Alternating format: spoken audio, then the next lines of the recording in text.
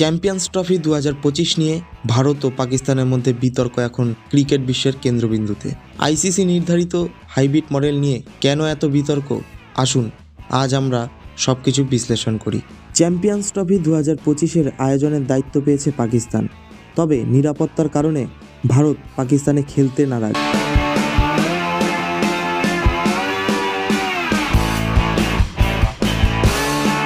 তাই আইসিসি নিয়ে এসছে এক নতুন প্রস্তাব, হাইব্রিড মডেল। এর অর্থ হচ্ছে টুর্নামেন্টের কিছু ম্যাচ পাকিস্তানে হবে এবং বাকি ম্যাচ হবে নিরপেক্ষ স্থানে, সম্ভবত শ্রীলঙ্কা, আরব আমিরাতে।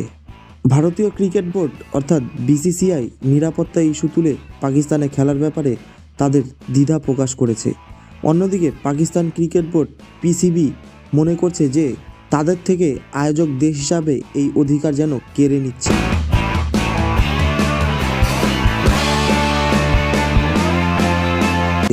এমনকি পিসিবি হুমকি দিয়েছে, যদি ভারত টুর্নামেন্ট না খেলে তাহলে তারা ওয়ানডে বিশ্বকাপে অংশ নেবে না। এই বিষয়টা নিয়ে আরও জটিলতা তৈরি হয়েছে। এই পরিস্থিতিতে আইসিসি খুবই চাপে আছে। এদিকে বিসিসিআইয়ের প্রভাব আর অন্যদিকে পাকিস্তানে হোস্টিংসের অধিকার, দুপক্ষ একত্রে রাখা বড় চ্যালেঞ্জ। আইসিসি যদি হাইব্রিড মডেলে কার্যকর করে তবে এটি ভবিষ্যতের জন্য একটি দৃষ্টান্ত তৈরি করবে। ক্রিকেট ভক্তদের মধ্যে এই ইস্যু নিয়ে মিশ্র প্রতিক্রিয়া দেখা যাচ্ছে। কেউ বলছে যে ক্রিকেট রাজনীতির শিকার হয়ে যাচ্ছে, আবার কেউ মনে করেন নিরাপত্তার কথা মাথায় রেখে বিসিসিআই সঠিক সিদ্ধান্ত নিচ্ছে। আপনার কি মতামত সেটা কমেন্ট বক্সের মাধ্যমে আমাদেরকে জানান। দেখা হচ্ছে আরও একটি নতুন ভিডিওতে।